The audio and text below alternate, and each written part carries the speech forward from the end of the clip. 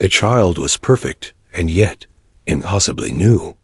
Its skin shimmered in soft tones of pale green, threaded with golden undertones, as if Verdian and human pigments had danced and fused. The hair, dark with glimmers of green, framed a face that looked achingly familiar and utterly alien. But the eyes closed for now hinted at depths Garrett couldn't imagine. Integration levels are off the charts, Fletcher said. Her voice hushed. Genetic markers show complete harmony. No rejections, no anomalies. If I didn't know better. She trailed off, shaking her head. If you didn't know better what? Garrett demanded. Fletcher exhaled. I'd say this child isn't just a hybrid. She's an advancement. Her genome is pulling traits from both species and optimizing them in real time. It's like evolution with intent, Naira finished softly. Her gaze remained fixed on the hollow image, her hand tightening around Garrett's. Verdian. Archives spoke of this as Mytha Union Child, who would unite what was divided. We believed it symbolic, a story for dreamers. She turned her eyes to Garrett, luminous and fierce, but it was prophecy. Garrett swallowed hard, words failing him. He bent and pressed a kiss to her temple, whispering, "You're incredible." Naira's lips curved faintly. "We are incredible," she corrected, her fingers brushing his jaw. Before Garrett could respond, the soft glow of the hala intensified. Fletcher's voice broke through. "Commander, first diplomat? It's happening. The delivery process is initiating." Chaos unfolded in ordered precision. Fletcher and her Verdian counterpart moved swiftly, calibrating the hybrid birthing. Protocols, procedures no one had ever tested outside simulations. The suite dimmed to a soothing green-blue as environmental controls shifted to mimic the harmonic resonance Verdian physiology required. Naira single quotes S breaths deepened, controlled, her body glowing brighter as instinct fused with biology. Garrett stayed at her side, gripping her hand like a lifeline. She never cried out, though her grip could have crushed steel. Verdian strength wrapped in elegance, his equal in every way. Minutes stretched into eternity. Then a sound shattered. A silence, a thin, piercing cry that vibrated through the suite like music from another world. Garrett blinked against the sting in his eyes as Fletcher turned, cradling the impossibility in her arms. "She's perfect," the doctor whispered. "Absolutely perfect."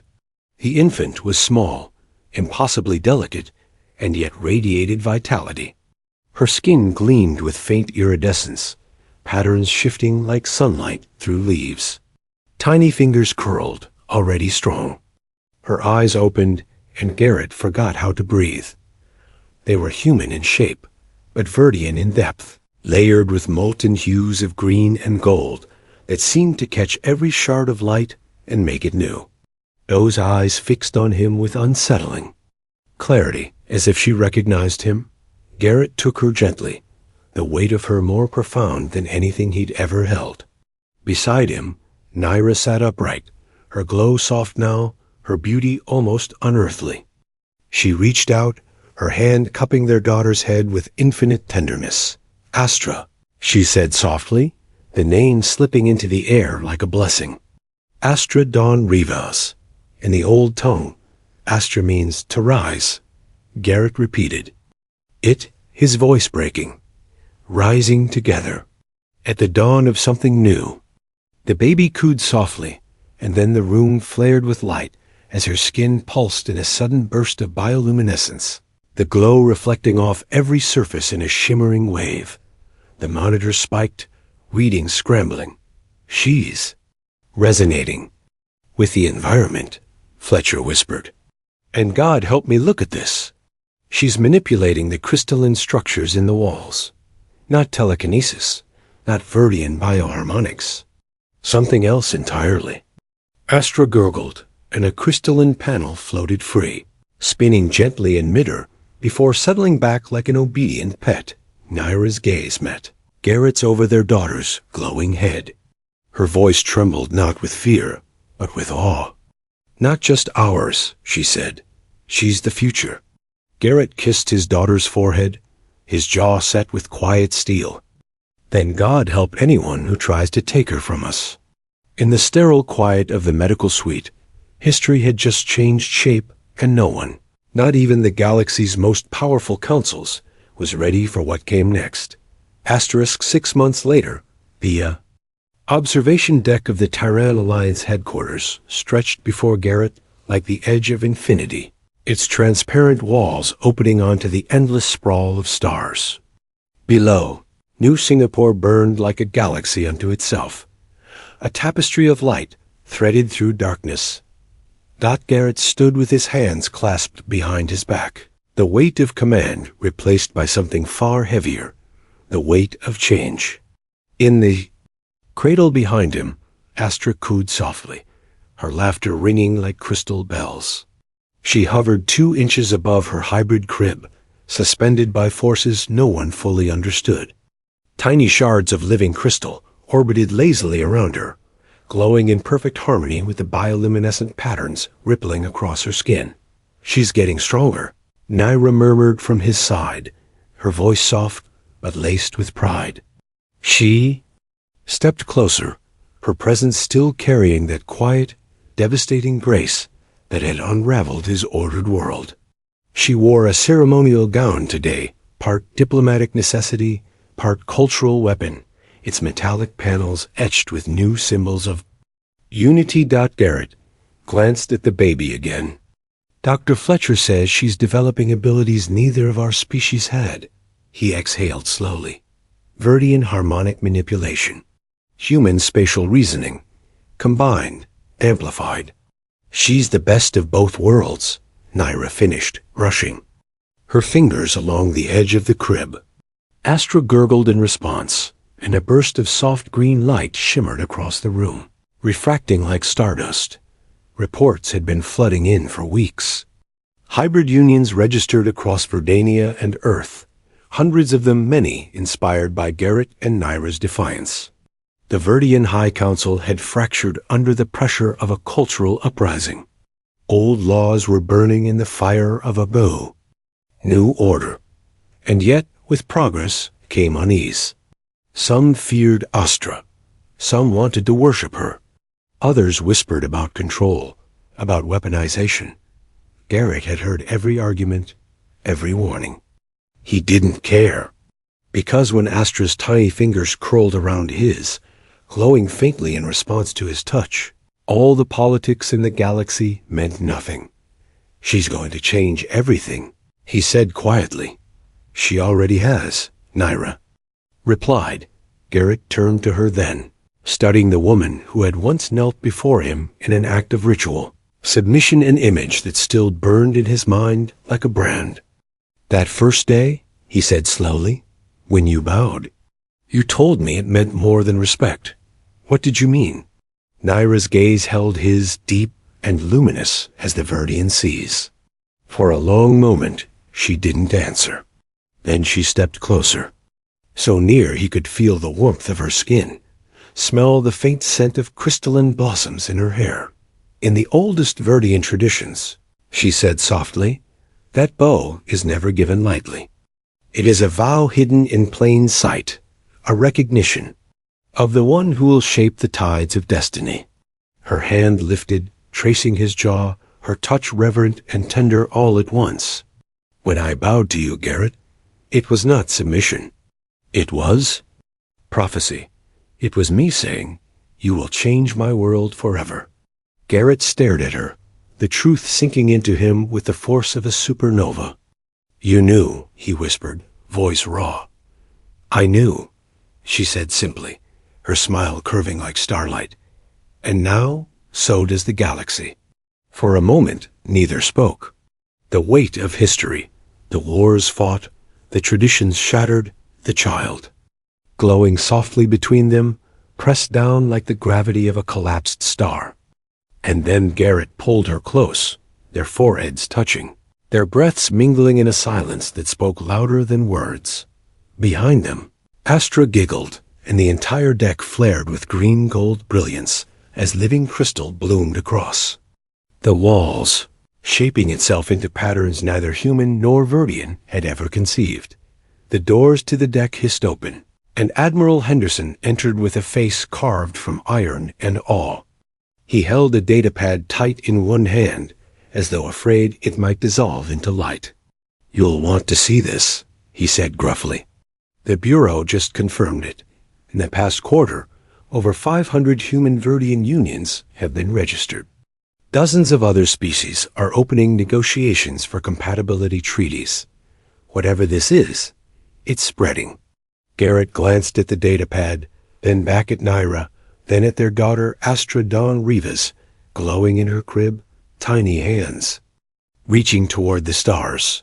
"This isn't just spreading," Garrett said, his voice low, certain. "It's beginning." Henderson's stern mask cracked into something like a smile. "Then you'd better get ready, Commander, because you just rewrote galactic history with a kiss." Naira laughed softly, sliding her arm through Garrett's. "Not a kiss," she corrected, her voice a song threaded with steel. "A promise." Garrett looked out through the viewport, the galaxy sprawling vast and unyielding beyond. For the first time, it didn't feel cold. It felt alive, shaped by love, lit by possibility, and guarded by the tiny, glowing miracle cooing softly behind them. They stood there, the three of them warrior, diplomat, and child bathed in starlight, and the shimmering glow of a future no one had dared imagine. And so the bow that once symbolized submission became the spark that forged a revolution, a story whispered across the stars, of a love that bent no knee, but stood unshaken against the weight of tradition, a love destined to rise at the end. Rillandio had two problems, an empty wallet and a landlady who didn't believe in charity.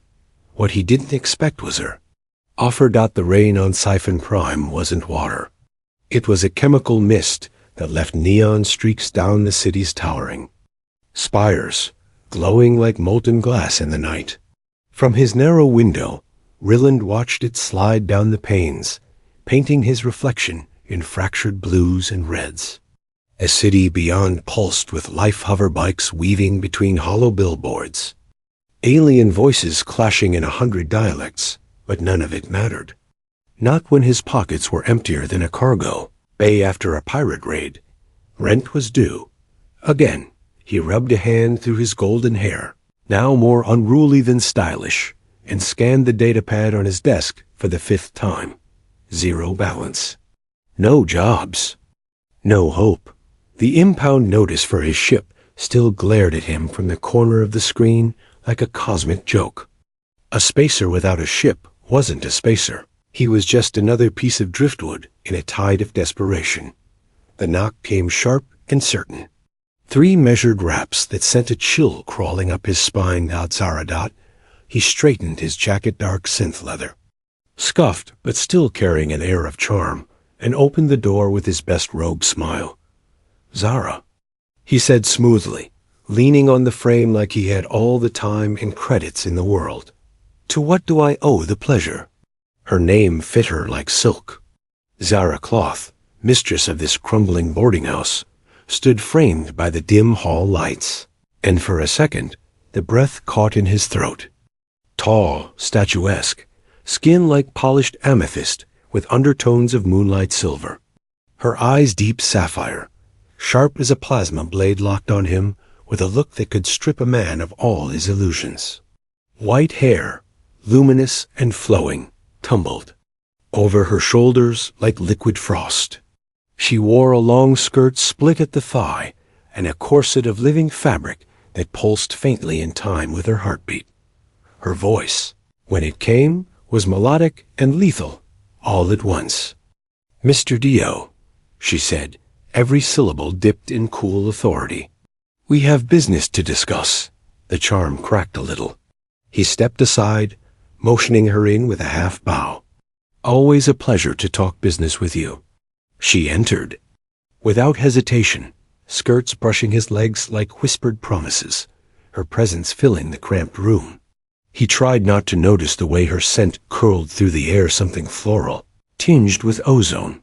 "It's the first of the cycle," she said, turning on him with predatory grace. "You know what that means." Ryland exhaled slowly. "The rent." "Yes." One word, sharp as a whip crack. He ran a hand through his hair. "Look, Zara, I've had a run of bad luck. The ship's an impound. Jobs are thin. Excuses." She cut in, stepping closer. Her gaze flicked down, then up, lingering just long enough to make his pulse spike. "But perhaps—" She tilted her head, lips curving in a slow, dangerous smile. "We can come to an arrangement." The air changed, thickened. Charged like the moments before a lightning strike. Ryland swallowed hard. "Arrangement?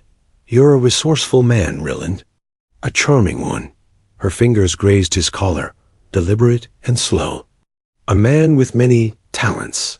The meaning was clear, blindingly clear. And for a heartbeat, the universe tilted. On its axis. Every instinct screamed yes, every memory of her scent, her voice, the way she moved. But something deep inside held the line. He caught her hand gently, lowering it from his chest. "Zara," he said softly, voice rough with restraint. "You have no idea how tempting that sounds, but not like this. You deserve better than a broke spacer trading his dignity for a warm bed."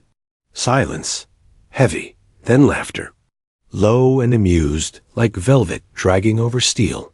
"You're different," she murmured, studying him as though he were some rare phenomenon. Her smile returned, sharper this time. "Very well. 1 week, Ryland. 1 week to bring me my credits. Fail." Her eyes gleamed, a hint of hunger in their depths. "And perhaps we revisit this conversation." She turned in a swirl of silver and lavender, leaving him standing amid the echo of her presence and the pounding of his own heart. 1 week. Ryland shut the door slowly, leaning against it as the city lights bled through the window and bathed the room in alien glow. The stakes were clear. Find the money or lose everything. But as he stared at the fading shimmer of her aura in the air, he wondered which would break him first. Poverty or temptation? Asterisk, every time he closed his eyes, he saw her, those eyes, that voice, that offer. But Rylandio had other battles to fight.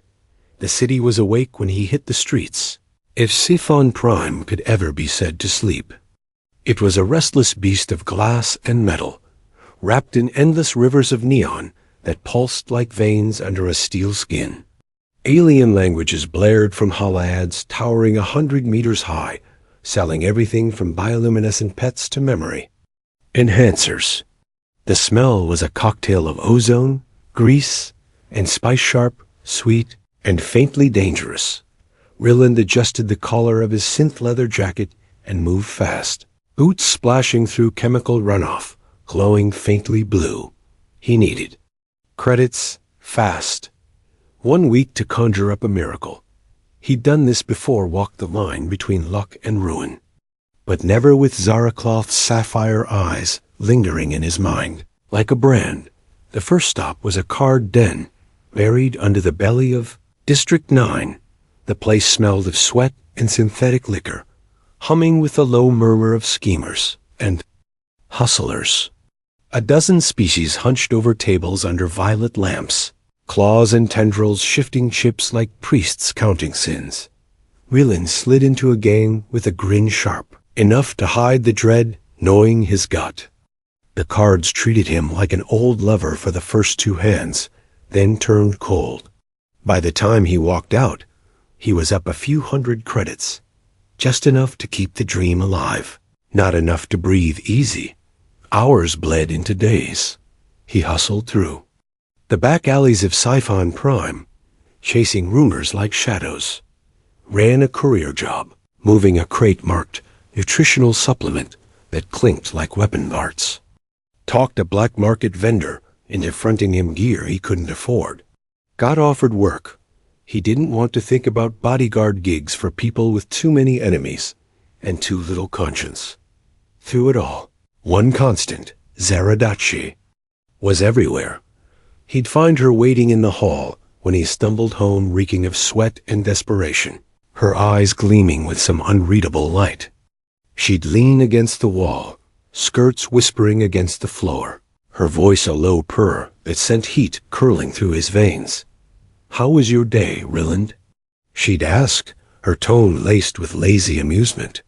"Oh, you know," he'd reply, lightly, forcing a smile, "just living the dream." But the real torture wasn't her questions. It was her nearness. The way she moved closer each time, as if the air between them wasn't real. A hand brushing his arm in passing. Fingertips ghosting along his jaw when she handed him a glass of water. Her scent, alien and intoxicating, clinging to his clothes long after she left. One evening he came back late, muscles aching, credits heavy in his pocket. Almost enough. Almost. He unlocked the door and froze. She was in his room, sitting on the edge of his bed like she belonged there, skirts pooling like spilled starlight, sapphire eyes glowing in the dim neon haze. "Ryland," she murmured, her voice velvet and heat. "You work so hard. It makes me wonder." She rose in one fluid motion, closing the distance until her breath grazed his lips. "Why you never let me help you relax?" His pulse thundered. Every nerve screamed surrender. But he stood rooted, jaw tight, heart tearing itself in two. "I told you," he said hoarsely, his voice fraying at the edges. "Not like this." 4. A heartbeat, silence.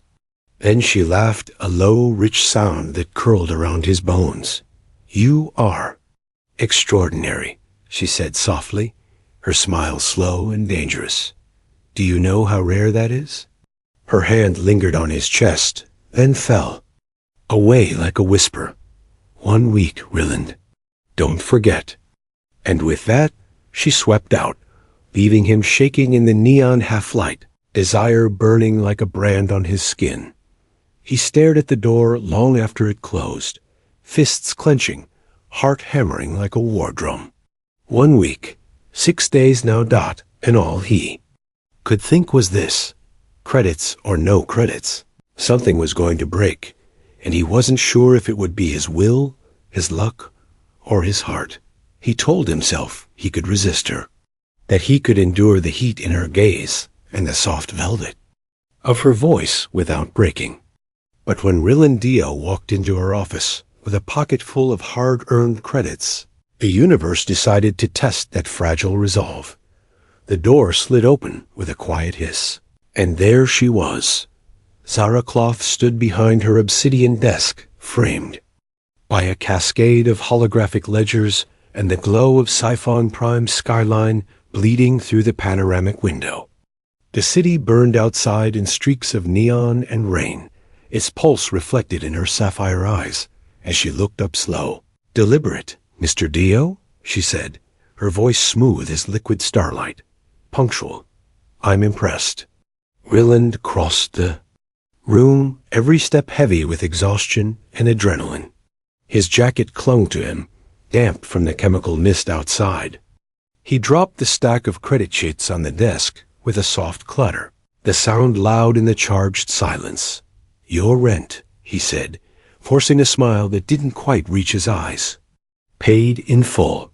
Her gaze flicked down, then up, lingering on him. A slow smile curved her lips sharp and knowing, like a blade hidden in silk. "Well done," she murmured, circling the desk with a grace that made the floor feel like water under his boots. "You kept your word. Always do," he said lightly, though his voice was rougher than he'd intended. "Do you?" she asked, stopping in front of him. Her perfume coiled through the air, alien and intoxicating, a heady mix of something floral and faintly electric. "Because I seem to recall you refused me." "Once." Ryland's throat tightened. "That wasn't about keeping promises. That was about respect." Her laugh was low and rich, curling around him like smoke. "Respect," she echoed, tasting the word as though it amused her. "And what do you think I want now, Ryland? Obedience?" Before he could answer, she closed the distance in a single fluid motion.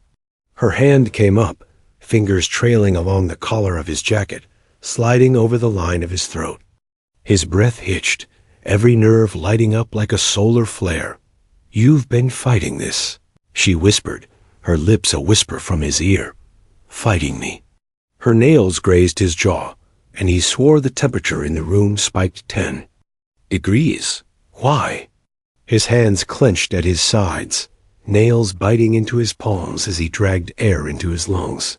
Because. His voice cracked, the word breaking under the weight of everything he buried. "Because if I start, Zara, I won't stop." Silence, then soft laughter, throaty and dangerous, vibrating against his skin as her breath fanned over his cheek. "Good," she murmured, and then she kissed him. The world detonated. Heat roared. Through him, scorching away weeks of restraint in an instant. His hands shot up, gripping her waist, pulling her flush against him as her lips moved against his hungry, insistent, demanding. The taste of her was fire and storm, alien spice and something sweeter, addictive as oxygen. They staggered back, colliding with the wall in a tangle of limbs and shattered self-control. Her skirts whispered like secrets as they fell around them, her body arching into his, soft and unyielding all at once. His jacket hit the floor, followed by hers, and then there was nothing but heat and breath and the kondiath, frantic rhythm of two hearts crashing into orbit. When they finally collapsed into the sheets of her private quarter silken, shimmering with faint bioluminescent threads, Ryland thought he might burn alive from the sheer intensity of her touch. Her voice, her everything. It wasn't just passion. It was a collision, a supernova, a rewriting of gravity itself. And when the storm finally ebbed, leaving them tangled and breathless in the quiet glow of the city lights, Zara turned in his arms, her sapphire eyes gleaming with something raw and unguarded. "You have no idea," she whispered, her voice breaking like starlight on water. "How long I've wanted this." Ryland cupped her face, brushing a thumb over her flushed cheek, his chest tight with something far more dangerous than lust. "And you have no idea," he murmured back, "how much I wanted to say yes." She smiled in a real smile, soft and almost shy, and nestled against him. For the first time in what felt like years, Ryland allowed himself to believe in something fragile, something dangerous. Hope. That hope has teeth. Because the next morning, when the first pale glow of Siphon Prime's dawn seeped through the polarized glass, Ryland woke to a sound that iced his veins. A muffled cough, harsh, wet, followed by a strangled groan. He shot up, heart pounding, and saw Zara crumpled against the edge of the bed, her vibrant lavender skin ashen, her breath coming in ragged gasps. "Zara," she tried to speak. Blood speckled her lips. And Ryland knew, with bone-deep certainty, that the universe wasn't done testing him yet. Asterisk love wasn't supposed to hurt like this, not watching her skin pale, not feeling her tremble under his hands, not hearing the shallow rasp of every breath she fought to take. Zara Cloth, the woman who owned every inch of space she walked into, was curled on her side, her body shaking as though gripped by some unseen storm. Her once lustrous lavender skin now looked dull, gray shadows bleeding across its surface. Her eyes, those brilliant sapphires that had burned through his resolve, were glazed with fever. Ryland crouched beside the bed, his hand shaking as he brushed damp strands of silver-white hair from her face. "Zara," he whispered, his throat tight. "Talk to me. Tell me what's happening." Her lips parted, but the words came jagged, broken by coughs that racked her body with violent tremors. "It's siphonantha fever," she managed, voice raw as cracked glass. "Thought it was just a chill," but Ryland's gut clenched. He'd heard of it whispers in the back alleys, Reports scrolling across news feeds between ads for synthetic narcotics and biomod implants. A viral outbreak sweeping through the underlevels. Of Sci-Fi Prime. Fast. Lethal. Why the hell didn't you tell me? His voice cracked louder than he meant, but she just smiled weakly, a ghost of her usual smirk. Didn't want you to worry. Another cough tore from her chest, flecked with green luminescence. Alien blood. Rillen's pulse hammered as a cold realization sank like lead in his bones. A cure existed. He knew that much. A pharmaceutical miracle brewed in the labs of the syndicate, sold under lockdown to the highest bidder. And the highest bidder wasn't him. He kissed her fevered forehead, his own skin burning against hers. Don't move. Don't even think about moving. I'll fix this, Zara. You hear me? I'll fix this. She tried to speak again, but the effort wrung a sound from her that made his chest ache. He pressed a finger gently to her lips. Save your strength, he whispered. Then he stood and walked straight into hell. Sci-Fi Prime After Dark was a different beast, a predator in chrome and neon, waiting to swallow the desperate and the damned.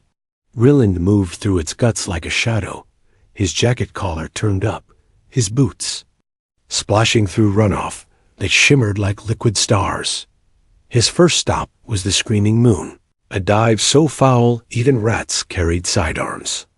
The air reeked of synth whiskey and ozone, the clientele a menagerie of rogues and killers, nursing grudges with their drinks. He slid onto a stool, eyes scanning the bar for the only name he could trust with this kind of job. Grix, the reptilian. Fixer lounged in a corner booth, scales catching the low light in sickly green gold. When Rillen approached, Grix grinned a slow curl of fangs. Well, the alien hissed, voice like sand sliding over glass. If it isn't the prodigal spacer. Heard you went soft. Playing house with the landlady. Rillen's jaw tightened, but he kept his tone flat. I need meds. Siphon out the fever treatment, and I need them now. Grix laughed, a sound like knives clashing. Do you know what those cost? Do you know how many corpses I've stepped over for just one vial? Name your price. Rillen slammed a credit chip on the table, his last real reserve. It wasn't enough. He knew it. Grix flicked the chip with a claw, then tossed it back. Cute, but no. You want a cure? You'll have to earn it. Rillen leaned forward, his voice dropping to something dark and dangerous. What do you want? The fixer's grin widened, sharp enough to cut. A job. Big one. Central Syndicate Bank. You get us inside. We score the vault. You walk away with your meds. Rillen's stomach turned to ice. A bank heist. On Sci-Fi Prime. The kind of job that came with one guarantee. Blood on the floor. He thought of Zara her. Smile, her laugh. The way she whispered his name like a secret she'd never share with anyone else. He saw her face as he'd left, pale, fever-glossed eyes clinging to him like the last stars in a dying sky, and he didn't hesitate. I'm in. The prep was a blur blueprints, gear, hushed conversations, under the hum of failing neon lights. Each step dragged Rillen deeper into the underworld he'd clawed his way out of years ago. A life he'd sworn never to touch again. But none of that mattered now. By the time dawn burned red across the acid clouds, he was locked and loaded, heart pounding like a war drum. Tomorrow night, he'd breach the vault of the most secure bank in the sector, for credits he'd never keep. For a woman who might not live long enough to see him return. Rillen stared out at the sprawl of Sci-Fi Prime, lights pulsing like a dying heart, and let the truth settle like poison in his veins. There was no turning back. Asterisk, he told himself, it was just one last job. One night in the shadows, and Zara would live. One sin to buy redemption. Rillen Dio had never been a saint, but as he crouched in the rain-slicked alley outside Sci-Fi Prime's Central Syndicate Bank, flanked by killers and thieves. Even he wondered when he'd started lying to himself. The city loomed above like a god of glass and neon, its veins pulsing with electric light. The bank sat at its heart, a fortress of obsidian alloy and shimmer shield glass, guarded by drones and syndicate enforcers with reflexes tuned to a hair trigger. Nobody robbed the syndicate. Nobody lived to brag if they tried. Timer's running. Dio. Grick's voice rasped in his ear as the reptilian fixer loomed behind him, gleaming scales reflecting crimson from the warning lights. You're the key. Crack that door, and you get your miracle juice. Miracle juice. That's what he was buying tonight. Not riches, not power. Just one vial of medicine to drag Zarakloff back from the edge of oblivion. Wieland's fingers flew across the hololock, nerves humming, his mind a blur of codes and heat signatures. The rain soaked his jacket, clung to his hair, tasted of metal on his tongue. Access granted. The vault doors whispered open, revealing a chamber glowing with wealth platinum bars stacked like bone, crystalline credit cubes shimmering in the sterile light. Grix hissed in delight, his crew surging forward like vultures to a fresh carcass. Grab it all. The reptilian snarled, claws flashing as he swept treasures into a grav bag. Rillen didn't move. He couldn't.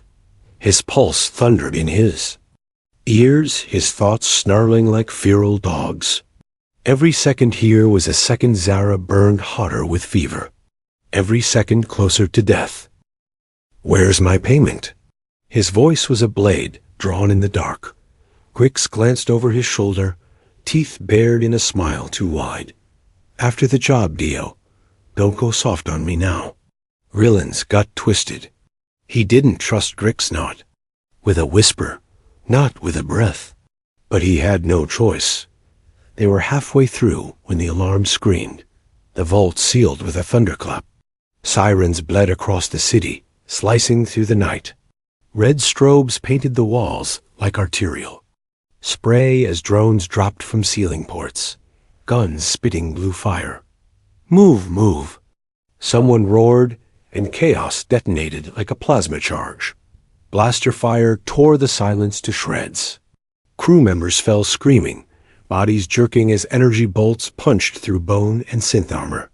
Rillen dove behind a crate, returned fire-searing. The air above his head, the stench of ozone and blood curdling in his throat. He didn't want the money. Didn't care about the loot spilling across the floor like broken stars. He wanted one thing. One vial. The only reason he was here at all. He saw it then gleaming silver, clutched in Grix's clawed hand as the reptilian scrambled toward the emergency exit. Rillen surged after him, boots hammering metal, adrenaline scorching his veins. Grix! He roared, his voice a cannon blast. Give it to me. The fixer spun, eyes blazing with greed. Sorry, Dio, he hissed, raising his blaster with a grin. You don't get to live long enough to thank me. The shot never landed. Rillen's counterfire took Grix through the chest, hurling him back in a spray of molten scales. The vial clattered across the floor, catching the red strobe in a glint of salvation. Rillen lunged for it snatched. It upfelt its weight like a heartbeat in his hand. And then pain, white-hot, lancing through his ribs as a drone's bolt slammed into his side. His scream drowned in the thunder of gunfire as the floor rushed up to kiss his face. He didn't remember hitting the street. Didn't remember the hands dragging him through the rain, the cold bite of restraints. Only fragments. Zara's face in his mind. Her laughter. The whisper of her voice when she'd said his name like a prayer. Then blackness swallowed him whole. He woke in a cell, the stink of rust and failure in his lungs. His side burned where the wound had been patched, just enough to keep him breathing. When the guards came, he expected a sentence. Expected death. Instead, they gave him something worse. She's gone, the officer said flatly, not meeting his eyes. Zara Cloth. Fever took her 2 days ago. 2 days. Willen's knees hit the floor like dead weight. The words tore through him, jagged and merciless, ripping flesh from bone. He didn't hear what came next, didn't hear the lock clang shut behind them. His scream was silent, trapped behind his teeth as grief hollowed him out from the inside. She was gone. The woman who had burned through his walls, who had made a broken man feel whole again, who had kissed him like she owned the stars, gone. And he'd failed her. He buried his face in his hands, trembling with something beyond rage, beyond pain. The veil they'd taken it. Everything he'd fought for, bled for, killed for ashes in the wind. For the first time since he was a boy, Rillen Dio wished he'd died instead. 3 weeks later, the gates opened. Charges dropped. No explanation. No justice dot, just freedom hollow and cold as the rain sliding down. Siphon Prime's bones. He wandered the city like a ghost until the day of her funeral. A sleek silver casket, draped in bioluminescent veils, sinking into the ground like a promise broken by time. He stood at the edge of the crowd, his face carved from stone, his heart a ruin. And then he saw her dot, not Zara, but her eyes. Her voice when she said his name, Rillen Dio. He turned, breath, catching like a snare. The girl before him was a mirror of Zara in her youth lavender skin, sapphire eyes shimmering with grief, white hair tumbling like starlight down her back. "My name is Asha," she said softly, her voice trembling. "Zara was my mother." The universe tilted, and Rillen understood with bone-deep certainty that his story wasn't over. Asterisk rain veiled the graveyard in silver mist, curling like breath over the obsidian headstones. Bioluminescent flora pulsed softly along the pathways, their glow a quiet hymn for the dead. Rillen Dio stood motionless at the edge of the crowd, his jacket dripping with cold rain, his soul hollowed by grief. He had thought this was the end, that Zara Cloth's death had sealed the last door in his life, leaving nothing but darkness on the other side. And then Asha spoke. "My name is Asha," she said, stepping closer through the mist, her voice trembling with something fragile but fierce. "Zara was my mother." Rillen turned, slowly, as if afraid she might vanish if he moved too fast. For a heartbeat, he couldn't breathe. She was younger, barely past her 3rd decade by human count, but she carried Zara's essence like a flame passed from one soul to another. Her skin shimmered in soft lavender hues, her sapphire eyes glistening with tears that mirrored his own pain. White hair framed her face, tumbling in silken waves down her back. And when those eyes met his, something fractured inside him, a wall he hadn't realized he'd built cracking under the weight of recognition. His voice scraped raw against his throat. "She didn't tell me." Pasha's lips curved in a sorrowful smile. She wanted to, but there wasn't time. The fever, her breath hitched. "Before she went, she made me promise to find you, to tell you," her voice broke, "that she loved you until the very end." The words hit like a blade, clean and merciless, cutting through the numbness. Rillen closed his eyes, the rain streaking down his face, hiding tears he couldn't stop. "She didn't have to tell me," he whispered hoarsely. "I knew." Silence hung between them, thick with grief and something unspoken, something dangerous and tender blooming in the cracks of broken hearts. Weeks passed. The city's neon veins pulsed on, indifferent to loss, but within the walls of Zara's old boarding house, life stirred again. Asha stayed, taking the keys with hands that trembled, yet held steady when it mattered. Rillen couldn't leave. Not when every corner whispered her name. Not when the thought of Asha walking these halls alone clawed at his gut like guilt and longing fused into one. They worked together, 2 souls stitched by grief, keeping the building alive. She managed tenants and accounts. He fixed leaking plasma conduits, patched cracked synth walls, rewired systems older than both their lives combined. They shared quiet meals at the long mahogany table where Zara once presided like a queen. They talked late into the night, voices threading through the hum of city lights beyond the windows, about Zara, about dreams buried under ash, about the cruel way fate could tear and yet, somehow, offer again. And slowly, inevitability bloomed. It began in whispers, the brush of fingers. When she passed him a cup, the lingering glance when laughter softened her eyes. It deepened in the silences, where words would have been too small for the enormity pressing at their hearts. Until one night, under the twin moons bleeding silver across Sifan Prime's skyline, Asha turned to him on the rooftop terrace. Her hair shimmered like starlight, her face carved in resolve and fear. "I know what you're thinking," she said, her voice barely a breath. "And I know what this looks like. But Ryland—" She swallowed hard, sapphire eyes searching his. "I don't care what anyone says. I won't lose you too." He should have pulled away, should have honored the line Zara's memory drew between them.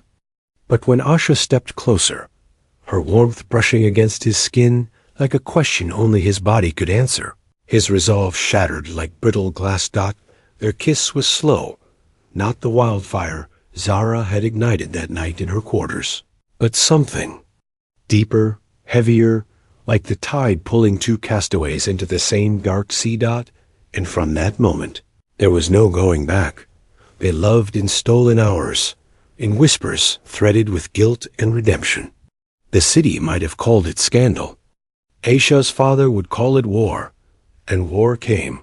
Zoran arrived without warning, storming through the boarding house doors like a blade of judgment, his silver hair catching the glow of bylights, his cold blue eyes drilling into Ryland with venomous contempt. "So," he sneered, voice sharp enough to draw blood, "my daughter lies with the same human who let her mother die." Asha stood like iron beside Ryland, her fingers lacing through his.